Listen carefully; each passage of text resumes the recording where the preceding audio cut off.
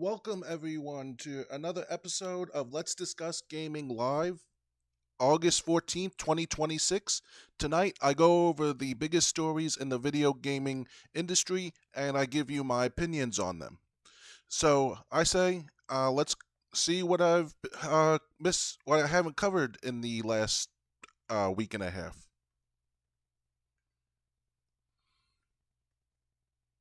First up, GTA 6 Boss says $100 edition is outselling the standard version in pre orders. You think? I don't really think that would be news to anyone when you knew what was included in the $100 version and not included in the $80 version. Grand Theft Auto 6 fans appear to be showing strong interest in the game's more expensive edition, with Take-Two Interactive CEO Strauss Zelnick revealing that pre-orders for the $100 Ultimate Edition are currently outpacing those for the standard version. Speaking with CNBC, Zelnick was asked whether pre-orders were being split relatively evenly between the two editions. Instead, he said sales were skewing more to the premium edition, while cautioning that the trend could be influenced by the game's most dedicated fans being the first to place their orders. That might be a reflection of the fact that the most avid consumers are the ones who are pre-ordering now, Zelnick explained. The comments come as GTA 6 pricing continues to generate discussion among fans. The standard edition costs $80, while the Ultimate Edition is priced at $100 and includes additional digital content, like missions and customization shops, things like that. Zelnick was also asked whether GTA 6 could receive discounts during the holiday shopping season. The game is scheduled to launch shortly before Black Friday and Christmas, but Zelnick stopped short of predicting what retailers might do. According to Zelnick, Take-Two sets the suggested pricing for its games, but individual retailers ultimately decide how much they charge. He pointed to Grand Theft Auto 5 as an example of the company's ability to maintain its pricing for an unusually long period of time. That history suggests that players shouldn't necessarily expect major discounts on GTA 6 shortly after launch. Zelnick has previously defended the game's pricing, arguing that it reflects the value Rockstar Games provides with its releases. Yeah, that's a far cry from the value that they seem to have with Grand Theft Auto 5. Because this value is money, money, give me more money. He has even described the price as a bargain, pointing to Rockstar's reputation for delivering large amounts of content. No. Wrong. This is $100 for Grand Theft Auto 6. It's not a bargain. Are you?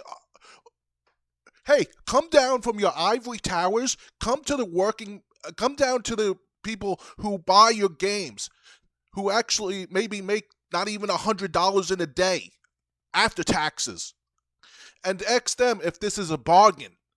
This is not $100 for Grand Theft Auto 6 is not a bargain. When you wanted to take stuff out of the game for the $80 version? What? Wow. This is how you know someone is a corporate shill executive sellout. This is how you know. $100 so you get the full game is a bargain. If $100 is a bargain, what is too expensive? $100 is a bargain. Yeah, maybe if I had your salary, $100 would be a bargain. I don't think that's the consensus among many other people, though. A bargain. The game's physical release has also become a source of controversy. GTA 6 is launching without a traditional game disc, although Zelnick has not ruled out the possibility of a true physical release being produced sometime after launch. I did hear that in December, that's when the disc is supposed to come out. So it's weird that this game is coming out digitally only, and then a disc later on, but the disc is already announced. It's kind of like, why wouldn't you just have the disc on day one if it's already in the plans to come out at all? He also does not believe the lack of a disc will significantly hurt the game sales. Meanwhile, Rockstar is preparing to give fans another major look at GTA 6. An extended preview is scheduled to premiere on Netflix later this month before becoming available through YouTube and social media. The Netflix presentation will initially be exclusive to the streaming service, with the extended look becoming available to everyone on YouTube 6 hours later. Can you say cash grab? On August 27th, the decision to debut the footage behind Netflix's paywall has already frustrated some fans. For now, however, the early pre-order numbers suggest that the game's most dedicated fans are willing to pay a premium for GTA 6. And to the people that are already paying, like, sure, I'll pay $100, sure, I gotta have Grand Theft Auto 6 on release day, you're part of the problem. I mean, the way these companies hear us the most reliably is when we speak with our wallet. If people are complaining, but they're still making money, those complaints might as well make it straight to the nearest trash can, because the company's going to go, well, we're still making money. Why do we need to change anything? This is just this is just a minority of the fans that are expressing this. And that's the way it's going to stay until people actually speak with their wallets. Now, I'm not naive enough to think no one was going to order Grand Theft Auto 6, but I still have to say everything that's been, especially like this year, I'd say, everything revolving around Grand Theft Auto 6 has been suspect at the very least. You have Grand Theft Auto 6, no trailer, no gameplay trailer that I know of. The first time you actually might see gameplay, it's going to be behind a paywall for 6 hours before being free for everyone else to see. And it's like the saying, if it sounds like a duck, looks like a duck, if it sounds like a duck, looks like a duck, and walks like a duck, it's a duck. Well, if something sounds shady, looks shady, and continues to act shady, it's shady. And the whole thing about most people were going to buy the premium edition. Of course, no one's going to buy the $80 edition and be locked out of customization shops and missions and everything. But I mean, wow, you want to talk about out of touch? You want to talk about out of touch? Saying $100 for the game is a bargain is out of touch.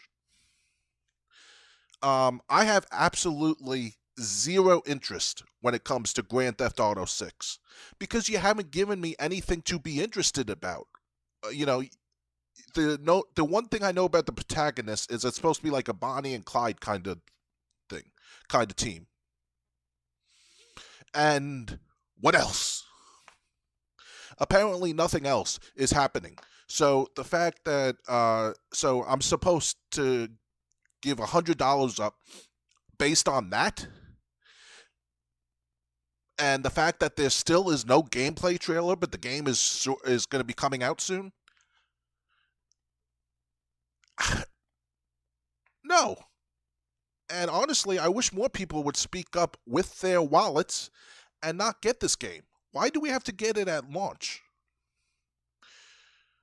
But unfortunately, there are always going to be some people who are going to continue to give Rockstar a chance.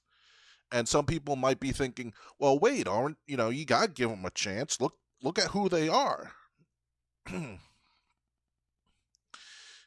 How did that work out for Suicide Squad Kill the Justice League? Wouldn't you say Rocksteady deserved the same chance developing Batman Arkham Asylum, Arkham City, and Arkham Knight? And how'd that work out? So let me know what you think. This is definitely not a bargain. Definitely not. At $100 for the full game. Because they're going to have... Because think about it. It's $100 for the full game until until the online pass comes. Until GTA 6 online happens. Until you have to get every single season event or story event until you have to pay extra for each one of those. You really think it's going to stop at $100? But let me know what you think. Time to go to the next story. Electronic Arts completes $55 billion sale, taking gaming giant private. Video game giant Electronic Arts officially has new owners. The California-based publisher behind major franchises such as Battlefield and The Sims announced Tuesday that it has completed its $55 billion sale to a consortium made up of Saudi Arabia's public investment fund, investment from Silver Lake and Affinity Partners, the investment firm founded by Jared Kushner, son-in-law of U.S. President Donald Trump. Now, I want to step right here. I did say that the last stream that I did, where I talked about gaming news, this was still up in the air. So just for a recap, last episode a week and a half ago, it was that this was set to happen, but it hadn't happened yet. But it looked like it was going to happen, as long as no surprise roadblocks got in the way. Now it's happened. That's the difference between where we were last stream and where we are now. The deal represents the largest ever private equity-backed buyout and could have significant implications for EA's future as the company begins operating as a privately held business. EA CEO Andrew Wilson said the company and its new owners intend to invest boldly, accelerate innovation, and build the next generation of games and experiences for its hundreds of millions of players and fans. Turki Anawasi, PIF's deputy governor and head of international investments, also said the fund plans to invest heavily in EA's growth, including the use of artificial intelligence in game development. PIF has already been a minority investor in EA for the past 5 years. Going private could give EA greater flexibility when developing and distributing games without the same pressures associated with being a publicly traded company. However, the transaction also includes approximately $20 billion in debt financing, raising concerns that EA could pursue layoffs or other cost-cutting measures to reduce its financial obligations. The deal has also drawn scrutiny because of the involvement of PIF and Affinity Partners. Critics have questioned what Saudi Arabia's ownership could mean for EA and its games.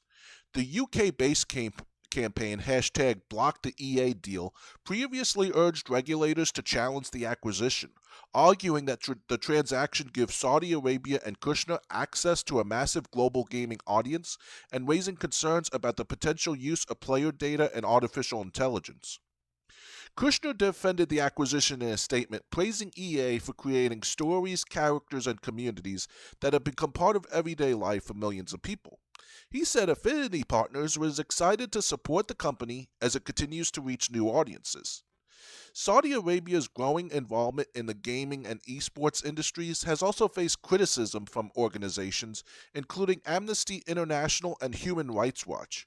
Critics have accused the country of using major investments in sports and entertainment to improve its international image while drawing attention away from concerns over its human rights record. PIF has steadily expanded its presence in the video game industry. In addition to its investment in EA, the Sovereign Wealth Fund owns a minority stake in Nintendo and maintains a significant esports portfolio, including ESI, FACEIT, EA franchises such as Madden NFL and EA Sports FC, formerly known as FIFA, will now be part of PIF's broader gaming portfolio as well. With the transaction officially complete, EA stockholders will receive $210 in cash for each share they own. EA has also been removed from the public stock market, marking the end of the company's time as a publicly traded business.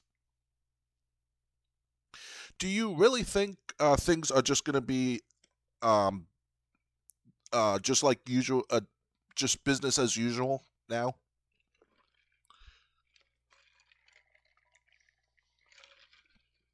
It's like I said last week. Forget about The Sims. You think The Sims is going to come out? Unfortunately, I hate to say it, but this is kind of my biggest problem with this deal. You really think The Sims is going to come out and promote, um, because they were promoting the LGBTQIA plus minus on their games. You really think EA is going to continue to do that now that's owned by Saudi Arabia? You really think so? And the thing is, they might just not have the Sims games come out at all anymore. Madden and FIFA, or what used to be FIFA, that's under that was part of EA. I don't know if anything really would change there. Um, and also their war shooters. What's that gonna be like? Um, but yeah, I don't think I'm gonna be making fun of The Sims anymore because there might not be any new updates to make fun of anymore. Because I just don't see Saudi Arabia owning the company that develops that makes the game, being fine with everything they put in the game. So um, yeah, so I mean, that's unfortunately my biggest drawback to this, because I stopped playing Madden years ago. I'm fine with playing Madden on like my PS3 or Xbox 360. Um, and FIFA, never really got into it. Tried it a couple times, just never stuck with it. But again, I don't think Madden and FIFA are going to go anywhere. I could be wrong. This could be the death of those franchises for all we know. And what's it gonna be like for Battlefield? What's that gonna be like? So yeah, I don't know what this holds for EA's franchises. Let me know what you think in the comments. But yeah, I I would be completely surprised if The Sims ever has another game or update come out now under EA's ownership. Like if they sell the license to someone, that could be the only way I see the Sims franchise continuing. But I don't see it continuing the way it is under this ownership. Let's jump into the next story.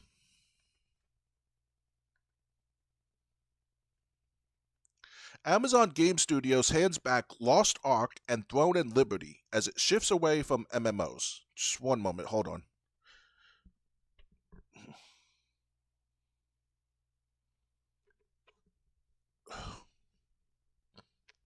I couldn't adjust my glasses without taking off the headset. Okay, Amazon Game Studios is stepping back from two of its major MMO publishing projects, announcing plans to return Western publishing and live operations responsibilities for Lost Ark and Throne and Liberty to their original developers.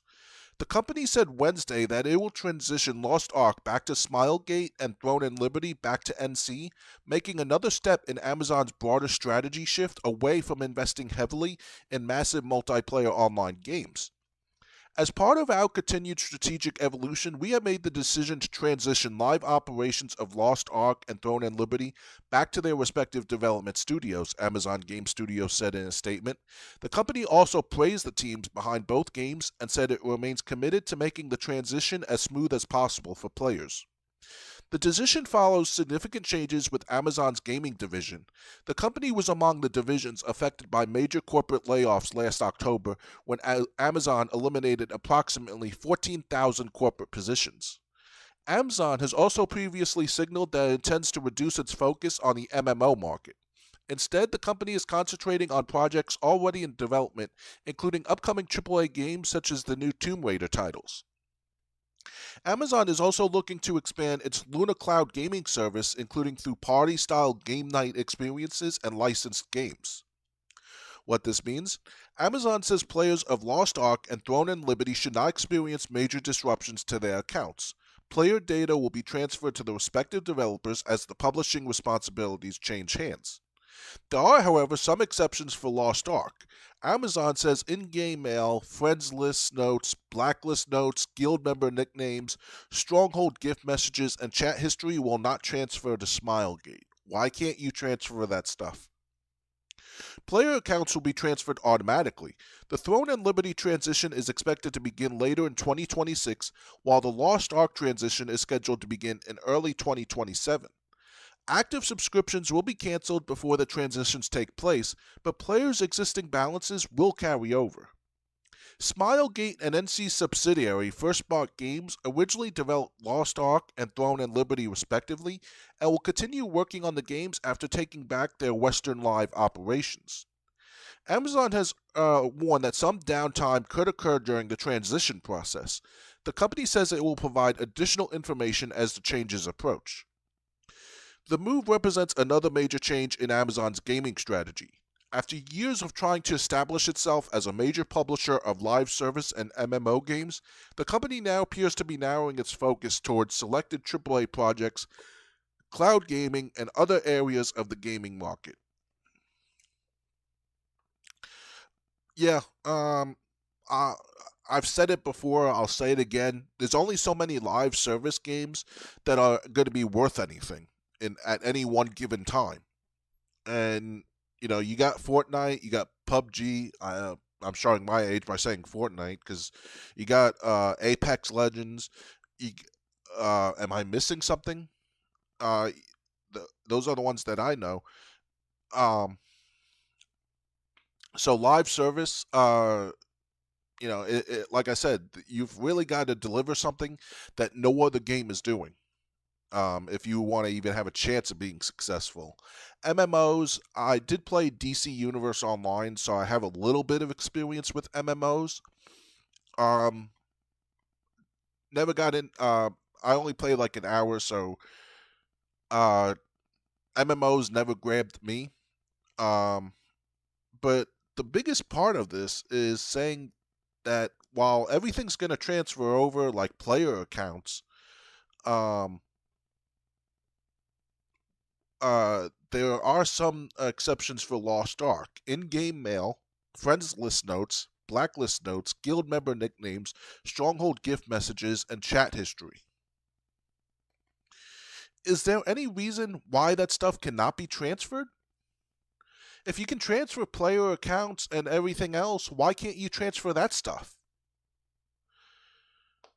But I look at this like Amazon just realizing live service gaming was not, as financially rewarding as every developer thinks it is. MMOs, really is. How many people still play MMOs at this point? I might be wrong. I'm not trying to insult anyone.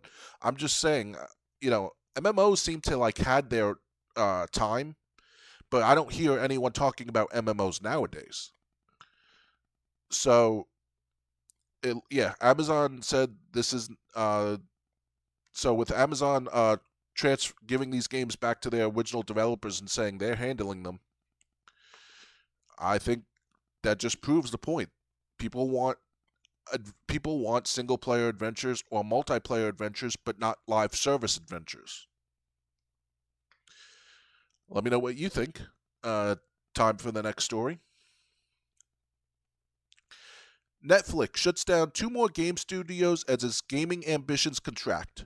Netflix is scaling back its internal video game development efforts once again, announcing the closure of 2 more studios just weeks after releasing its latest game.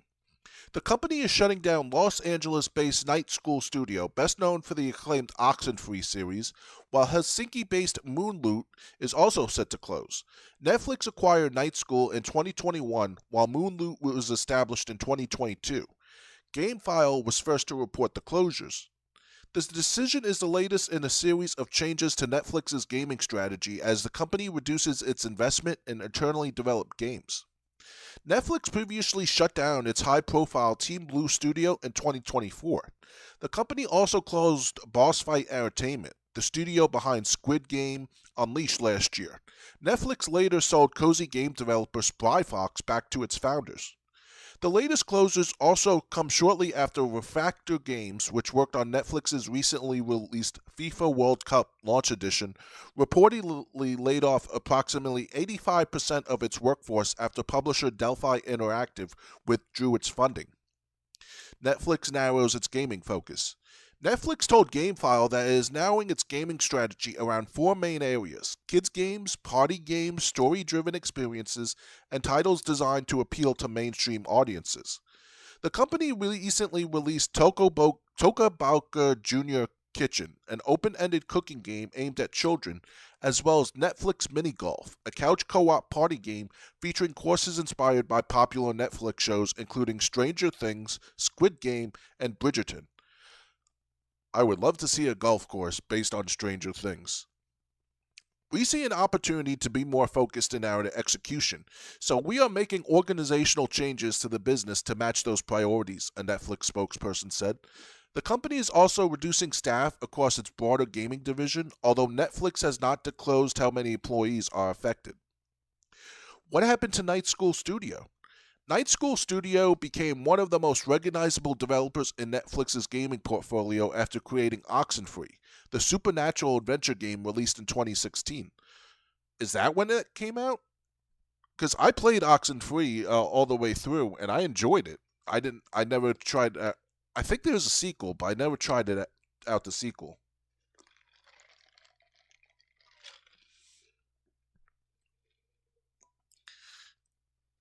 Okay, so Oxenfree came out in 2016.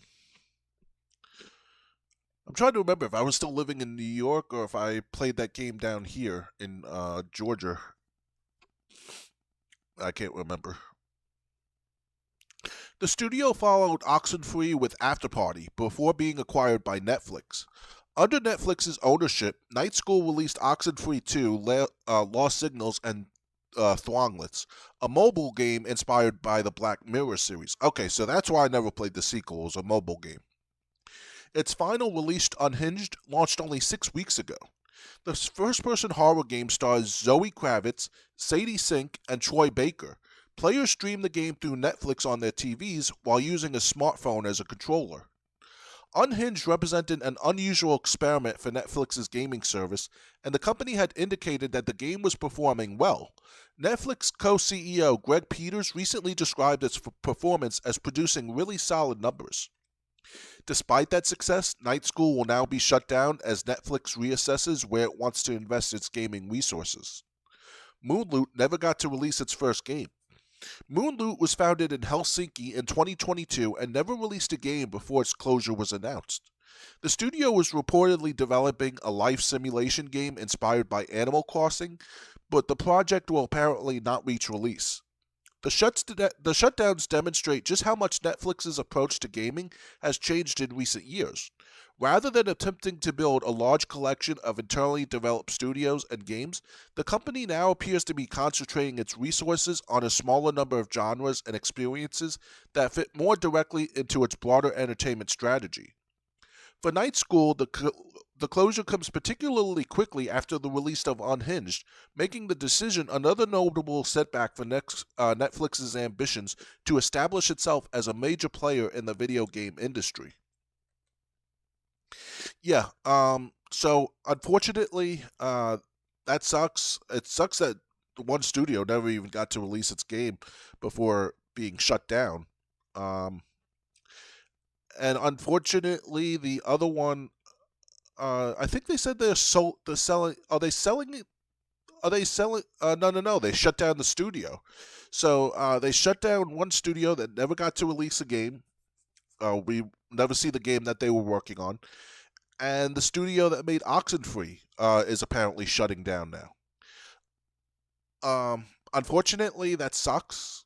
Uh, but it just shows that you need to make like a lot. You need to make your game needs to be massively successful, and even if it's massively successful, it still could be shut down, or the studio that produced that game could be shut down, because they said they were happy with the numbers that Unhinged was selling when it only released 6 weeks ago, and now that studio is going to be shut down. Um, I never, so Oxenfree 2, I never got to play it. Like I said, I enjoyed the first Oxenfree, um, and it just sucks that the studio behind that game is going to be shut down. Unfortunately, that just seems to be That just seems to be common in the video game industry. I wish it wasn't. Um, but like you said, but Amazon was selling studios that they owned back to their original developers, their original owners. Netflix is shutting studios down. So, you know, did you ever try Unhinged or either of the Oxenfree games? Let me know. Um, yeah, but I mean, it just sucks that these studios are being shut down. Time for the next story. Twitch faces backlash over plan to use creators' content for Amazon AI training. Twitch is facing criticism from creators and users over a new policy that would allow content posted on the platform to be used to train artificial intelligence models developed by parent company Amazon. The streaming platform announced Wednesday that creators who do not want their video and audio content used for AI training will have to opt out. The decision quickly sparked criticism during a Twitch video Q&A session, with many creators questioning why participation isn't optional from the beginning. If it was opt-in, nobody would opt in. That's honestly the answer, Twitch Chief Producer Officer Mike Minton said when discussing the company's decision. Oh my God. Don't deny it. Way to I guess at least he was truthful to a fault. If it was opt-in, nobody would opt in. Maybe that's because this wasn't a good idea. Maybe this is something nobody wanted. So if it was opt-in, nobody would opt in. That's why we made everyone opt in automatically. What does that tell you? What does that tell you about this idea? My God. Twitch hosts more than 2 million hours of video and audio content every day, providing a potentially valuable source of data for training and improving AI models. The company's approach is similar to policies adopted by many other major social media and digital platforms, which generally allow content to be used for AI training by default, while requiring users to manually opt out if they do not want to participate. For Twitch creators, however, the policy has raised concerns about how their work could be used and whether they should have to take action to prevent their content from becoming training data. The controversy comes as Amazon continues to expand its artificial intelligence efforts across its businesses, making Twitch's enormous library of creator-generated content a potentially significant resource. Amazon did not respond to a request for comment. Okay, so they're using creators' content for Amazon AI training, but that doesn't explain who. But they're not, and that's all they said. They didn't say how they're going to use artificial intelligence on videos and audio. I mean, if it's training, is anyone going to see this work that's changed? I mean, it just said that it's for AI training, and they're going to use videos and audio uploaded to Twitch. But it doesn't explain what the point is. What are you training? How to use AI? You can't get stock footage somewhere and practice on that. It just doesn't make sense. I still can't believe this part. If it was opt in, nobody would opt in. That's honestly the answer.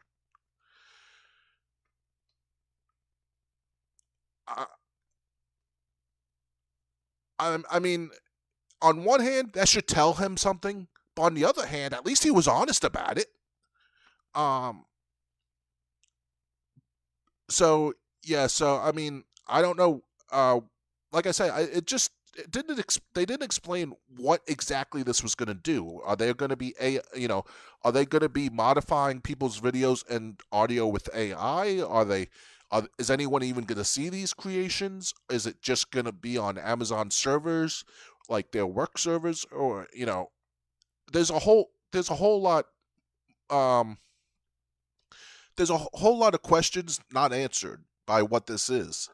And honestly, that's probably another reason everyone would opt out. You're not really being clear with what this is going to do to people's and creations on Twitch.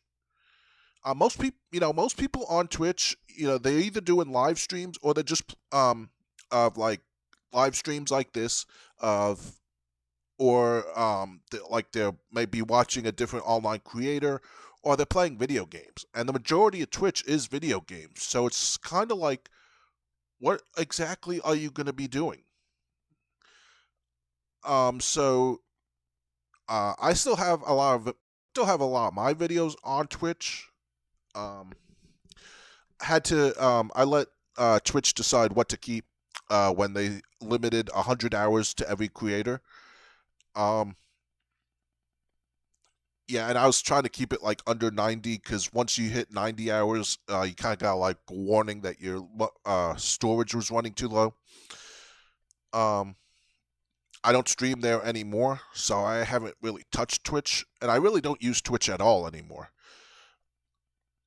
But yeah, so it just seems like a lot of people are already upset, and you never gave them a reason to be okay with this because there's really no information. I said it a few times. I still don't know what exactly they're training. So, if you do have an account on Twitch, if you stream on Twitch, you might want to make sure you opt out of this. Me, I could care less what they do to my stored footage on Twitch. I don't know if they're going to be using stored videos or if it's got to be a live stream that it has to be live in order to use that.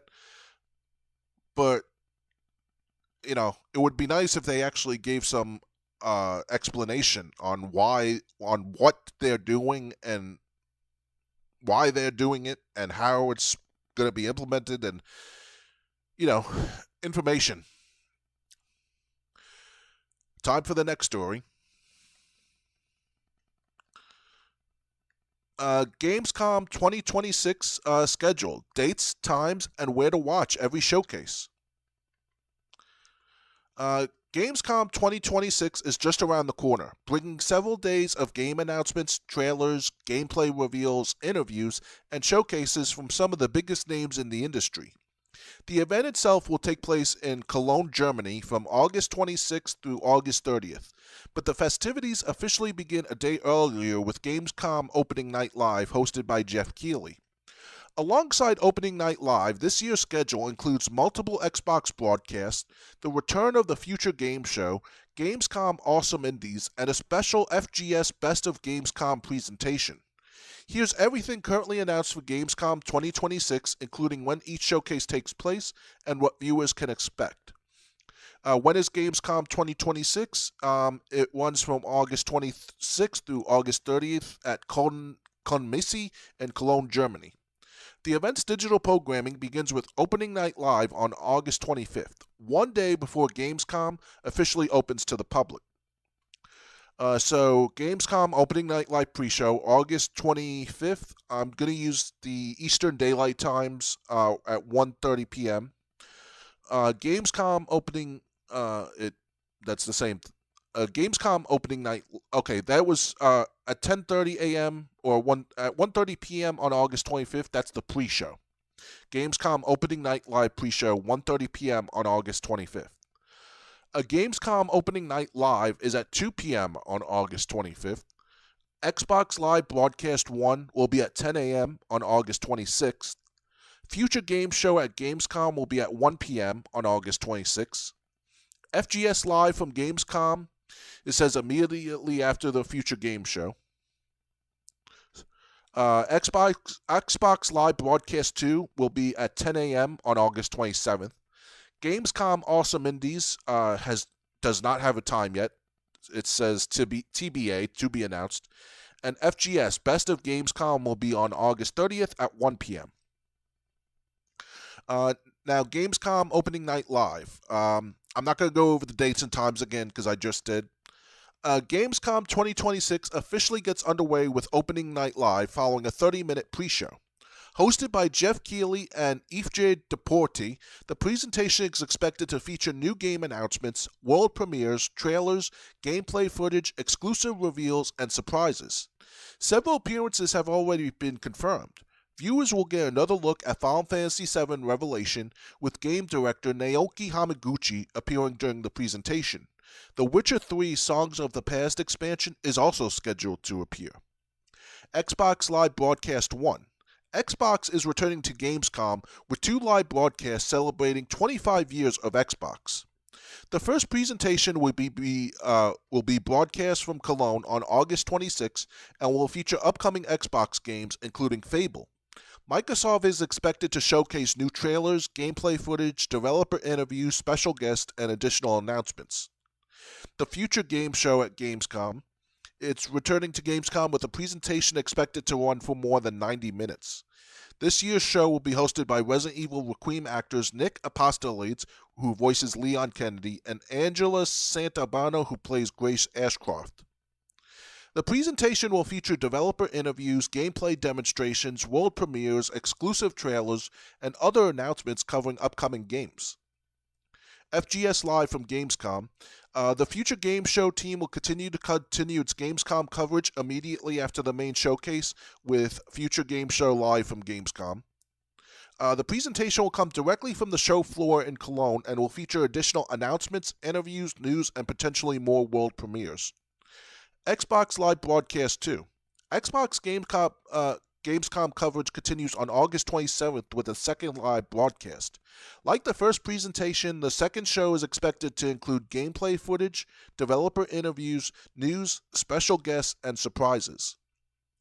Gamescom Awesome Indies will return to highlight upcoming independent games from developers around the world. The presentation is expected to run for approximately 60 to 75 minutes excuse me, and will feature gameplay footage, previews, exclusive trailers, interviews, and announcements focused on the indie gaming scene. The exact start time has not yet been announced. And then FGS Best of Gamescom. The Future Game Show will close out Gamescom 2026 with FGS Best of Gamescom on August 30th. The final presentation will revisit the biggest announcements from the event while taking viewers onto the Gamescom show floor.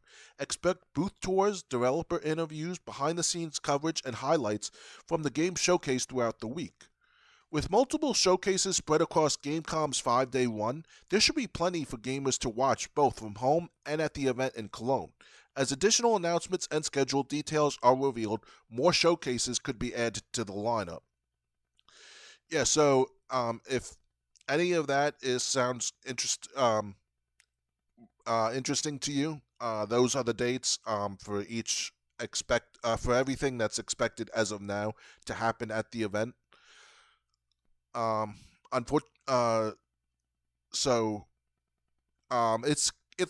hoping Xbox does have something to announce though, considering that they have 2 live broadcasts during this event. Because you notice no other company has 2 live broadcasts.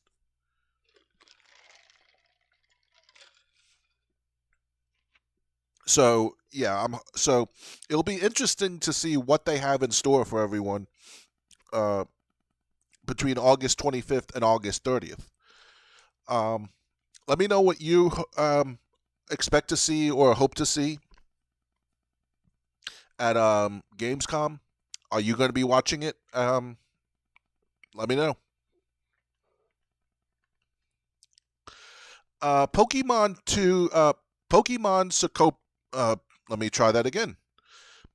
Pokopia surpasses 5 million sales on Nintendo Switch 2. Pokemon Pokopia has surpassed 5 million copies sold worldwide, reaching the milestone just over 4 months after its launch exclusively on Nintendo Switch 2. Nintendo and the Pokemon Company announced that the Relaxing Life simulation game has sold more than 5 million units across physical and digital versions since its release on March 5, 2026. In Pokemon Pokopia, players take control of a unique Ditto and set out to restore a desolate landscape using its transformation abilities and crafting skills. As players rebuild the environment and create their own cozy community, they can encounter other Pokemon and work alongside them to develop their new home. A free update for the game is also available now, introducing a new dive move that allows Ditto to explore underwater areas. The update requires certain in-game progress before the new feature becomes available. Pokemon Pocopia Expansion Pass adds new content. Nintendo and the Pokemon Company are also expanding the game through the paid Pokemon Pocopia Expansion Pass. The first part of the expansion, Bubbly Basin, is now available. The DLC introduces an underwater town along with additional Pokemon, furniture, food, and other content for players to discover and create. The second part of the expansion pass is scheduled to arrive in late 2026 and will add accessories that Pokemon can wear. A third content update is planned for 2027, although additional details have not yet been announced. The Pokemon Pocopia Expansion Pass is available through the Nintendo eShop. Players must own the full version of Pokemon Pocopia to access the DLC, and the individual expansion parts cannot be purchased separately. With more than 5 million copies sold in its first few months, Pokemon Pocopia has established itself as another major success for Nintendo Switch 2. The continued rollout of free updates and expansion pass content should give players additional reasons to return to the Pokemon Life Simulation experience throughout the coming years. Honestly, I think this goes for like any generation that's been around since like the original Pokemon Red and Blue came out on Game Boy. Every generation loves Pokemon. I'm not surprised that it surpassed 5 million sales. It is impressive that it hit 5 million in just what, 4 months, 5 months. Well, you wouldn't count March, so 4 months. No, 5. But yes, 4, 5, 6, 10. It's 5 million sales. So obviously, with a lot of people buying this on Switch 2, whether it was physical or digital, it's I'd be shocked if a Pokemon game did not only do well, but didn't just explode and do great numbers whenever. Unfortunately, it had very little info on the DLC. But obviously, a lot of people are going to go after the DLC, considering how many copies of this game that has sold. Yeah, so let me know what you think. Did you get Pokemon Pocopia for Nintendo Switch 2? Do you plan to get the DLC? What do you think of Pokemon Pocopia? Let me know in the comments. Last story for tonight. 6 new features arrive on Xbox with the August 2026 update. Xbox has released its August 2026 system update, bringing several new features and improvements to the platform. While the update also includes the usual bug fixes and performance enhancements, Microsoft has introduced a handful of additions aimed at Game Pass subscribers, Xbox 360 players, and anyone who regularly manages a large game library. The update, which began rolling out on August 12th, follows several other Xbox improvements introduced earlier this summer, including new options for power management, customization, and system settings. Game Pass games can now be updated through the cloud. One of the more useful additions is aimed at Game Pass subscribers. Players no longer have to wait for a game to finish downloading an update if that title is also available through cloud gaming. Instead, players can launch the game through cloud streaming and continue playing while the update downloads in the background. Once the update is finished, the installed version will be ready to play. Xbox has also introduced an option to restore previously synced cloud saves in compatible games.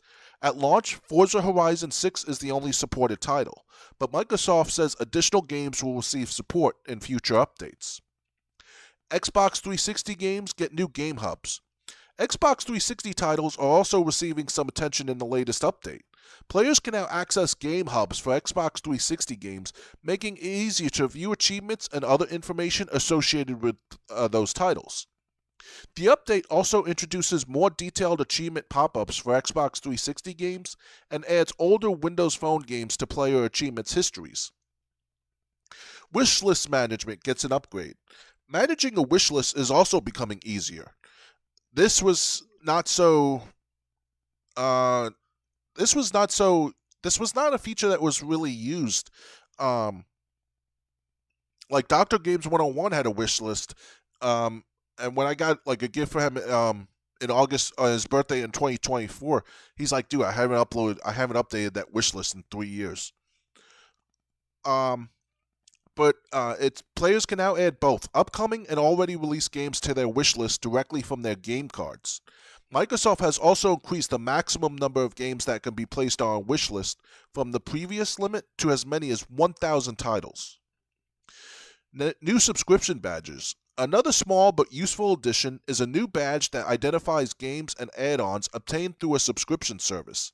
This should make it easier for players to distinguish between games they actually own and content they can access through services such as Game Pass. How to install the update.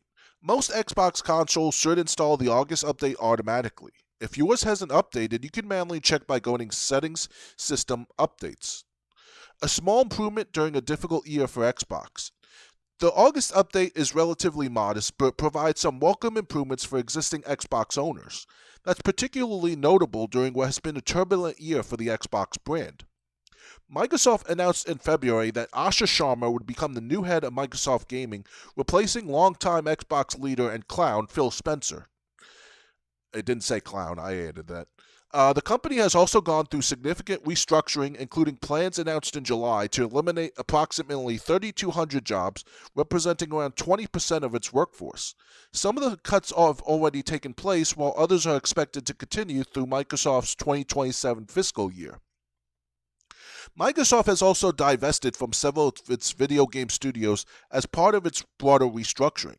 The moves represent a significant shift from the company's major acquisition push during the late 2010s and early 2020s when Microsoft purchased studios and publishers in an effort to dramatically expand its gaming portfolio. Despite those changes, updates such as this continue to make the Xbox ecosystem more convenient for people who already own the hardware. The improvements may be relatively small individually, but features such as easier cloud gaming, expanded wish lists, and better support for older games can make the overall experience more enjoyable. The updates could also help Microsoft prepare for its next generation of Xbox hardware. The company announced its next Xbox earlier this year under the codename Project Helix, although details remain limited. Rumors have suggested that the next Xbox could include features such as the ability to digitize physical games, potentially giving players new ways to access their existing libraries. For now, however, Microsoft's focus remains on improving the current Xbox experience, and the August update is another small step in that direction.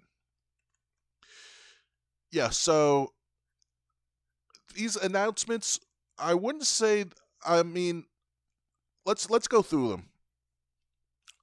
If you don't use the wish list feature, and I gotta be honest, I haven't added one game to my wish list on Xbox, then it's probably not gonna then it's you're probably not gonna care about that. Um, the Game Pass one is the most interesting. Okay.